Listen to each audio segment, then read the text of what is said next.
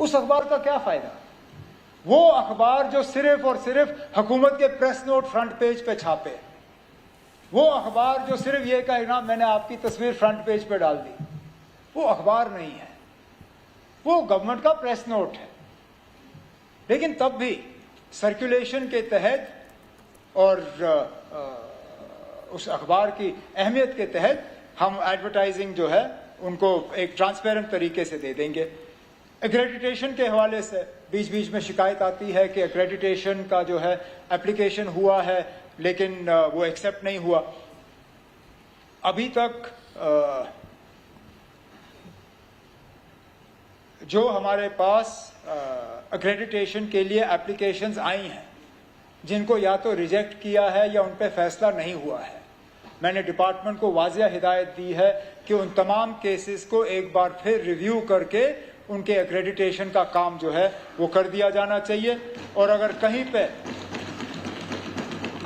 पे एप्लीकेशन में कोई डिस्क्रिपेंसी हो या कोई कमी हो, एप्लीकेंट को बुला के उनको समझा के कि जनाब ये डिस्क्रिपेंसी है, इसको दूर करें। दूर करने के बाद जो है उनका एप्लीकेशन जो है वो एक्सेप्ट किया जाएगा। मैंने अपनी तकरीर के दौरान प्रेस क्लब के हवाले से बात की थी और मैं आज भी उस बात को दोहराऊंगा। हम श्रीनगर में, क्योंकि जम्मू का प्रेस क्लब ठीक ठाक चल रहा है यहाँ तवी ब्रिज के पास, श्रीनगर के प्रेस क्लब को बदकिस्मती से एक सियासी रंग दिया गया है। वहाँ एक प्रेस क्लब था, अच्छा खासा चल रहा था, लेकिन पता नहीं किस वजूहात के बुनियाद पे उस प्रेस क्लब को रद्द करके एक पैरेलल प्रेस क्लब जो है कायम की गई। अब हमारा ये मानना है कि प्रेस क्लब एक ही होना चाहिए और उस प्रेस क्लब का जो मैनेजिंग कमेटी है वो जम्मू कश्मीर का जो प्रेस है, श्रीनगर का प्रेस, वो तय करे। तो उनसे कहा जाएगा कि वो फटाफट अपने प्रेस काउंसिल का जो है प्रेस क्लब के इलेक्शन करें। जैसे ही उनकी कमेटी बन जाती है उनको एक स्ट्रक्चर देके वहाँ हम प्रेस क्लब जो है उनका दोबारा कायम करेंगे। मैं इस हाउस के जरिए तमाम मीडिया फ्रेटर्निटी को ये यकीन दिलाना चाहता हूं कि सच बोलने पे किसी अखबार वाले, किसी मीडिया वाले को सजा नहीं दी जाएगी। हम चाहते हैं कि ये गवर्नमेंट को अकाउंटेबल बनाए। हम चाहते हैं कि जहां पे हमसे गलती हो उस गलती को जो है उभारा जाए। हम चाहते हैं कि जहां पे हम कोई खामी छोड़ें उसके बारे में लोगों को पता चलना चाहिए। लेकिन ये कि फेक न्यूज़ यहाँ असली न्यूज़ के तौर पे फैलाया जाएगा, ये हम बर्दाश्त करने के लिए तैयार नहीं है। इनसे मेरी इतनी ही गुजारिश होगी, जहां जहां इनको खबर आए मेहरबानी करके कम से कम एक बार उसको वेरीफाई करने की कोशिश करिए। अगर उसके बाद हम गलत हैं, आप लिखिए जो लिखना है, आप कहिए जो कहना है, लेकिन ये बीच बीच में जो फेक न्यूज़ को असली न्यूज़ के तौर पे बेचा जाता है, हमारी मुसीबत ये हो जाती है कि जब तक हम उसको दुरुस्त करते हैं वो अफवाह जो है वो पूरी दुनिया क्रॉस कर गई होती है। अब पिछले दिनों यहाँ शराब के ठेकों के हवाले से सरासर झूठ, स्पीकर साहब उस चीज में एक लफ्ज सही नहीं, लेकिन जिम्मेदार चैनल, अखबार, मीडिया हाउस एक बार भी उन्होंने हुकूमत से ये जानने की कोशिश नहीं की कि क्या ये दुरुस्त है या नहीं। उनके पास मेरे नंबर हैं, आज वो बीच बीच में किसी ना किसी बहाने मुझे मैसेज करते हैं। उस दिन एक ने भी मुझसे नहीं पूछा कि क्या नाब ये जो आप नए शराब की दुकानें खोलने की बात कर रहे हो क्या ये दुरुस्त है या नहीं। मैं उसी वक्त उनसे कहता ना कोई नहीं है, उल्टा जो हम एडवर्टाइज कर रहे हैं वो भी हमें बराबर नहीं आए, नए खोलने की तो बात दूर की। लेकिन किसी ने पूछा नहीं, फैलाई झूठी खबर और उसको फिर दुरुस्त करने में हमें वक्त लगा। तो उनसे यही मेरी गुजारिश होगी कि मेहरबानी करके इस चीज पे वो एहतियात करें।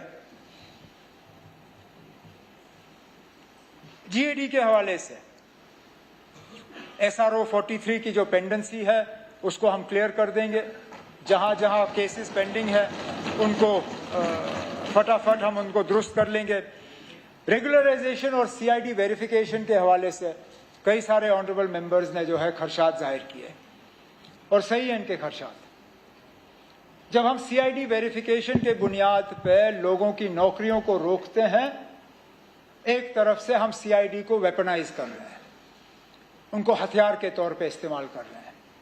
सीआईडी का काम हथियार के तौर पे इस्तेमाल होना नहीं है। और तो और पिछले दिनों फरवरी के महीने में हाई कोर्ट का जो ऑर्डर आया, उस हाई कोर्ट के ऑर्डर के तहत ये बिल्कुल सही, मतलब उन्होंने वाजिया हिदायत दी कि आप किसी के रिश्तेदार को उनके जुर्म के लिए जो है कसूरवार ठहरा नहीं सकते। और जुर्म मैंने किया और सजा मेरे बेटे भुगते, ये कहीं पे भी कानून नहीं है। और वाजिया तौर high court of Jammu and Kashmir ने इस बात को तय किया है, you can not punish be for the crimes of a. CID department के पास ये हाई कोर्ट का ऑर्डर जो है बाजाब्ता है उनके पास, और उनसे कहा जाएगा कि वेरिफिकेशन के मामलों में हाई कोर्ट के इस ऑर्डर को जो है उसका पालन करना है उनको, उसमें और कोई चारा नहीं है।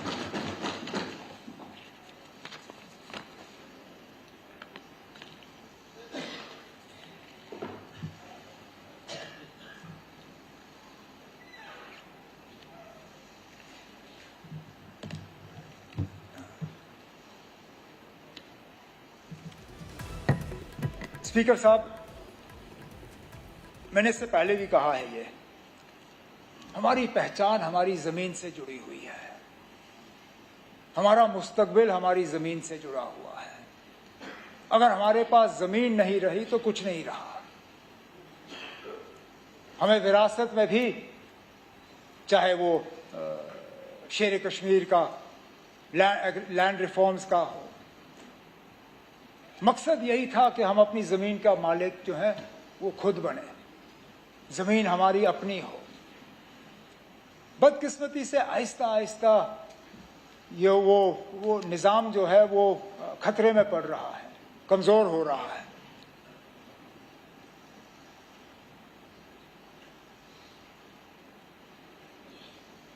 मैं जानता हूं कि बढ़ती हुई आबादी के साथ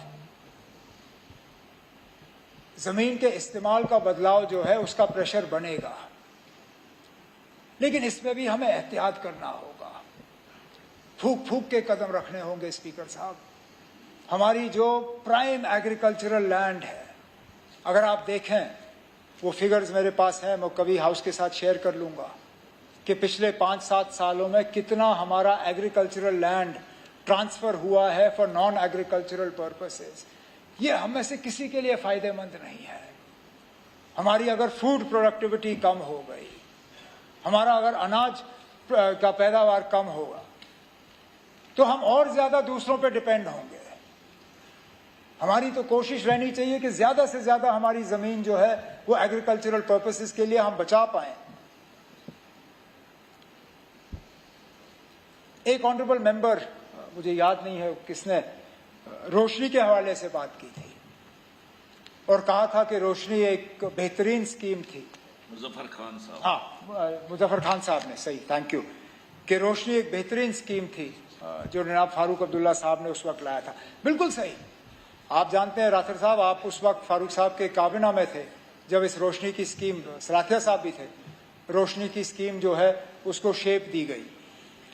मकसद ये था कि जो लोग सरकारी जमीन पे लीज लेके बैठे हुए हैं, उन्हें उस लीज होल्ड को फ्री होल्ड में तब्दील करने की इजाजत हो। लेकिन उस पर भी, जहां तक मेरी जानकारी और यादाश्त सही हो, तो उस पर वक्त की सीमा लगी थी। उसको शायद प्री मिलिटेंसी का उसको एक सीलिंग दी थी, क्योंकि मिलिटेंसी के बाद बहुत घपले हुए थे जमीन के मामलों में, और हम नहीं चाहते थे कि जिन लोगों का गैर कानूनी कब्जा था जमीन पे, वो उस जमीन के मालिक बने। लेकिन उसके बाद जब पीडीपी कांग्रेस की हुकूमत थी और गुलाम नबी आजाद साहब चीफ मिनिस्टर थे, उन्होंने रोशनी स्कीम को बिल्कुल बदल दिया, उस पर वक्त की सीमा हटा दी, और उसी बात का नतीजा था कि हाई कोर्ट में हम उस स्कीम को डिफेंड नहीं कर पाए। आज ना हम इधर के ना उधर के, जिन लोगों के पास लाइव लीजें थी, जिन लोगों ने रोशनी के तहत उन लीजों को फ्री होल्ड में तब्दील किया, आज ना उनके पास फ्री होल्ड है ना लीज होल्ड है। हमें अपना लीज पॉलिसी जो है उसको दुरुस्त करना होगा और हमें ये रोशनी की स्कीम जो है किसी ना किसी सूरत में इसको दोबारा लाना होगा। इसका फायदा सबको होगा। मैं जानता हूं कि हमारे ऑनरेबल मेंबर जो उस साइड बैठे हैं उन्होंने रोशनी के बारे में बहुत बातें की, शायद टू डू व्हाट, कोई नहीं ना, हर एक की अपनी राय। तारिगामी साहब, who can take your right away from you? We are the last ones to want to take your rights away from you.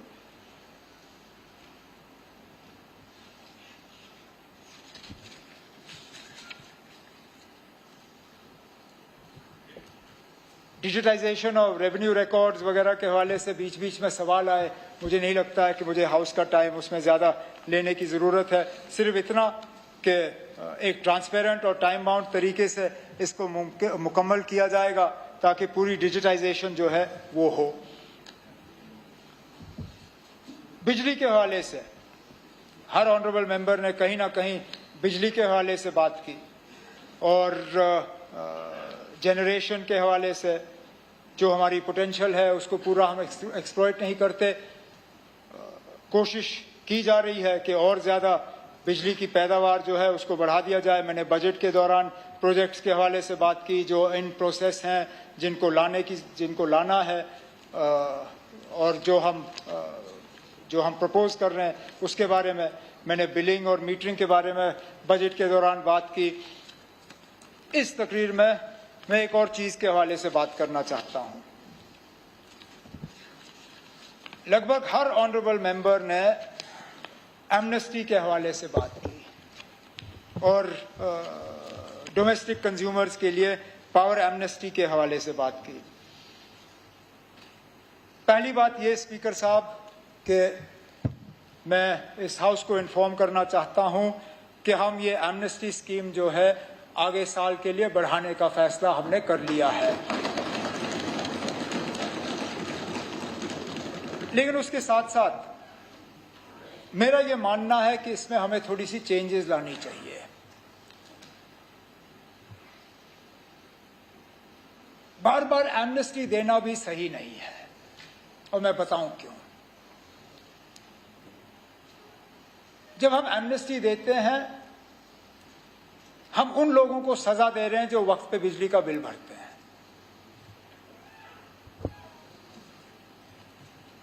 मैं और एलओपी साहब दोनों हमसाए हैं, मान लीजिए, अभी है नहीं लेकिन मिसाल के तौर पे, ठीक है, हमसाए हैं। ये ईमानदार है, मैं थोड़ा बेईमान हूं। वक्त पे अपना बिजली का बिल भरते हैं,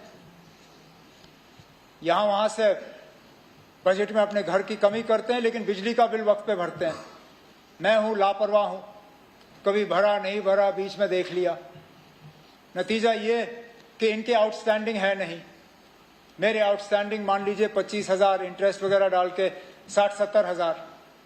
अब एमनेस्टी आ गई, मेरा सारा माफ हुआ, प्रिंसिपल भी मैं अब मैं किस्तों में दूं। इन पे क्या गुजरती है? ये तो फिर बैठ के कहते हैं ना मैंने क्यों भरा बिल, मुझे भरने की जरूरत ही नहीं थी, मैंने भरा, मुझे सजा, जिसने नहीं भरा उसको इनाम। तो बार बार ये एमनेस्टी जो है हम दे नहीं सकते।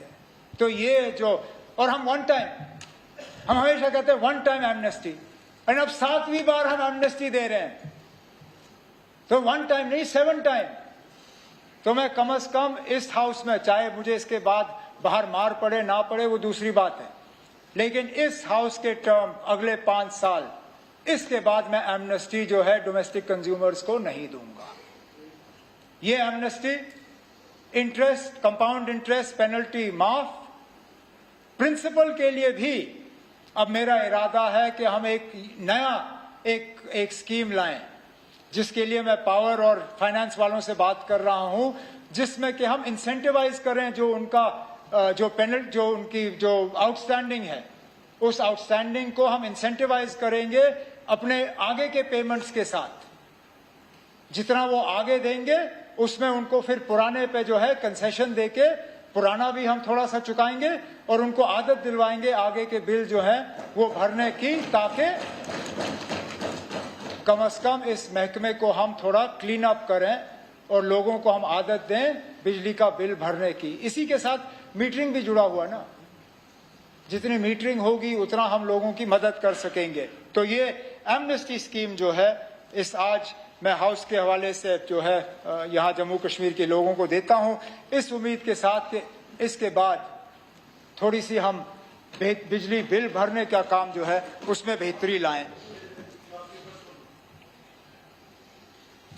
लास्ट मेन वन, क्योंकि उसके बाद मैं सिर्फ सबका शुक्रिया करूंगा, लॉ एंड पार्लियामेंट्री अफेयर्स। कहने के लिए तो मैं न्यू असेंबली कॉम्प्लेक्स के हवाले से बात करता, जो मेरी उम्मीद थी कि जब हम अंदर आएंगे तो वहां पे काम करेंगे। पता नहीं था कि जहां छोड़ा वहीं रहा, लेकिन चलिए देर आए दुरुस्त आए। फाउंडेशन स्टोन भी हमने ही लगाया, अब इंशाल्लाह वहां पे अंदर घुसने का काम भी हम ही करेंगे।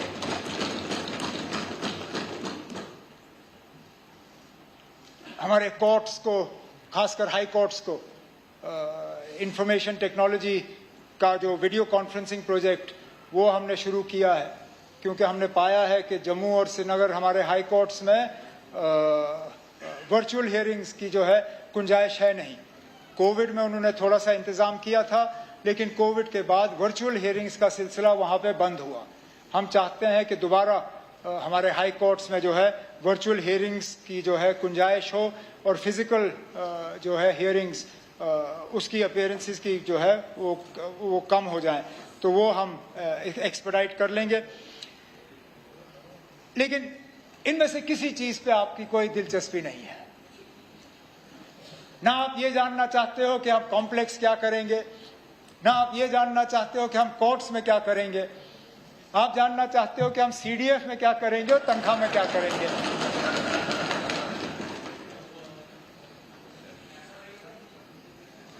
अब मैं कहने के लिए तो ये कहूंगा कि कुछ नहीं करूंगा और बैठेंगे, लेकिन वो भी नहीं करूंगा।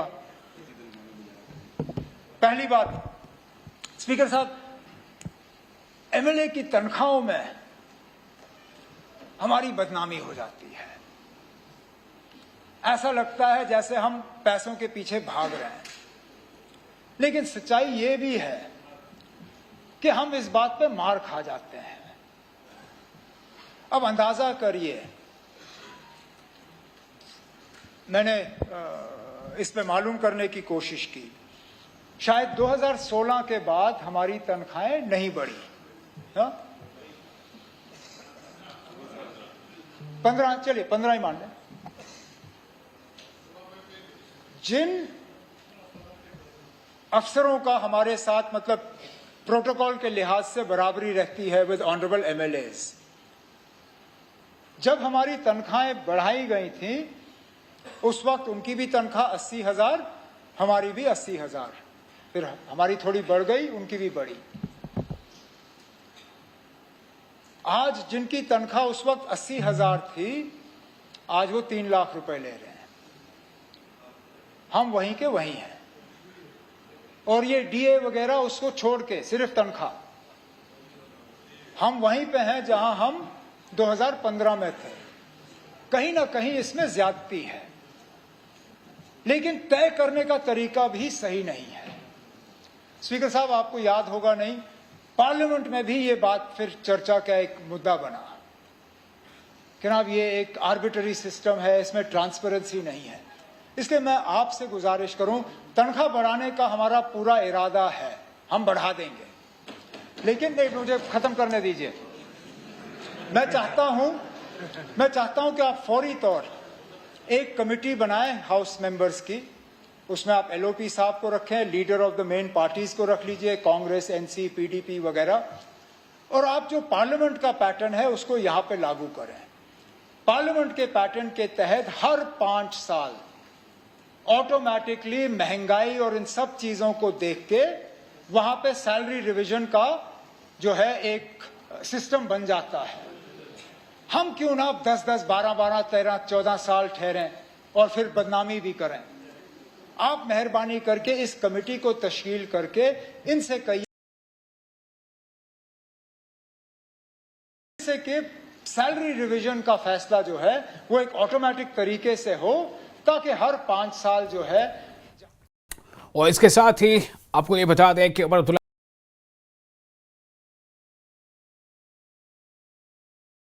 बिजली के मुद्दे पर आम माफी इस हाउस में मैं ये ऐलान करना चाहता हूं कि नहीं दी जाएगी, बल्कि लोगों को इंस्पायर किया जाएगा कि वो अपनी बिजली का बिल अदा करें, उसकी आदत डालें। एक और बात उन्होंने कही कि मीडिया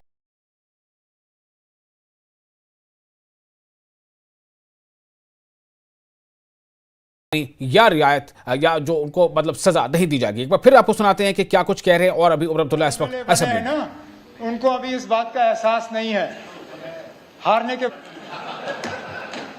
चलिए, जब आप रिटायर होके यहां से जाओगे तो कभी ना कभी पेंशन पे तो आपको करना होगा।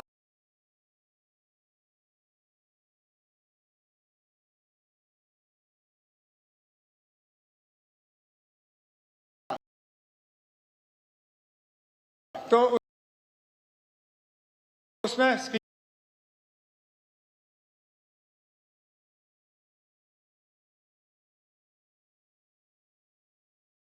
पीए का मैं फाइनेंस से बात करके वो हम बढ़ा देंगे।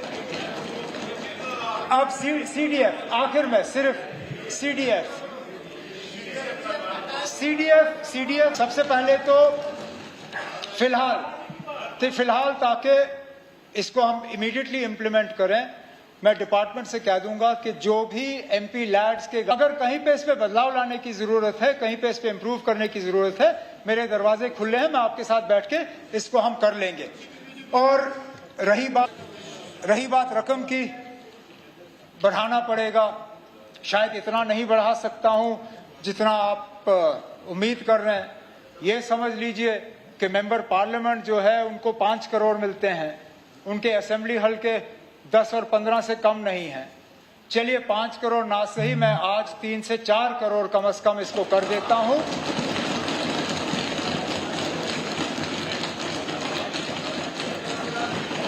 लेकिन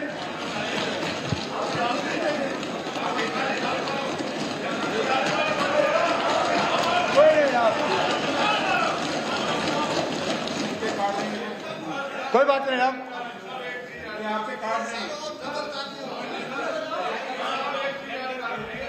तो बेसिकली क्या होता है, जब हम कहीं पर हमारा नुमाइंदा कोई पैसे दे के आता है, कोई अपोजिशन का बंदा वो इतना कम रेट डाल के उसको टेंडर को ले लेता, फिर वो काम नहीं करता।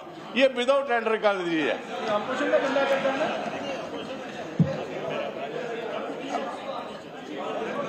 इसमें जो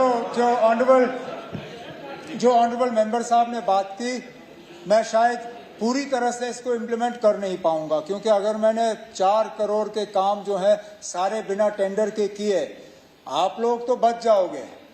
मेरा नंबर वहां ईडी के दफ्तर में आप में से कोई लगाएगा ही लगाएगा, जिसकी मुझे कोई खास शौक नहीं है। अब रही बात जो हम बाकियों के लिए, शायद मैंने कहीं पे देखा कि बाकी रियासतों में एक सीलिंग है, कहीं पे 2.5, कहीं पे 3 लाख, कहीं पे कम, कहीं पे ज्यादा।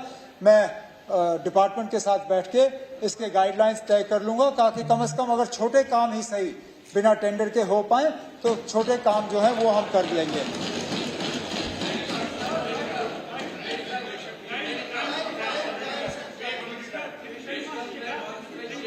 क्या नहीं ना, वो तो मैंने आपसे कह दिया ना। मैंने कहा कि हम जो आप बैठे शबीर साहब, जो एमपी लैड्स के गाइडलाइंस हैं उनमें कोई वक्त की पाबंदी नहीं है।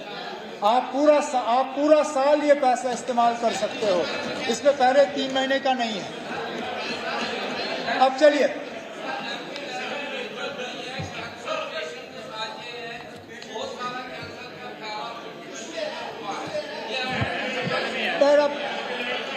देखिए ना, अब यहाँ खड़े खड़े हम इस स्कीम को ऐसे करें, ये हो नहीं पाएगा फिलहाल। ताकि क्योंकि आपने एक शबीर साहब आप बैठे ना, बैठिए ना, शबीर साहब बैठो, ठीक है।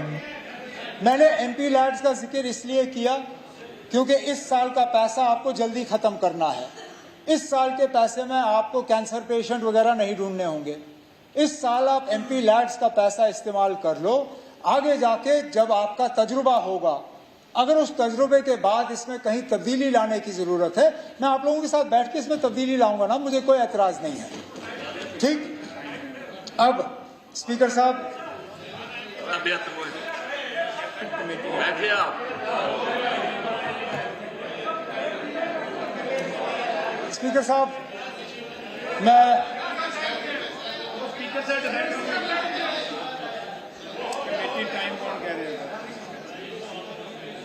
स्पीकर साहब, मैं इस मौके पे अपने डिपार्टमेंट्स के तमाम अफसरों का, स्टाफ का दिल की गहराइयों से शुक्रगुजार हूं, जो उन्होंने मेहनत की इन कट मोशंस के जवाब को तैयार करने में। यकीन करें, पहले तो जब कागजी फाइल होते थे पता नहीं चलता था कि उस फाइल पे दस्तखत कितने बजे हुआ। ये एक अच्छी बात है जो हमने इनहेरिट किया, ये हमने लाया नहीं। ये जो ई फाइलिंग का सिस्टम, मैंने अपनी तकरीर में उसका जिक्र किया नहीं, लेकिन ये ई फाइलिंग का जो रेवोल्यूशन यहाँ जम्मू कश्मीर में आया है, ये एक अच्छी बात है जिसकी हमें सराहना करनी चाहिए। आज फाइलों पर वक्त का स्टैंप लगा होता है। आप यकीन करें स्पीकर साहब, मेरे कट मोशंस के फाइलों का जवाब जब मैं सहरी के लिए उठा, शायद उस पर आखिरी टाइम स्टैंप कोई 4:45 बजे सुबह मेरे अफसरों ने उस पर वो सिग्नेचर करके मेरे पास भेजे।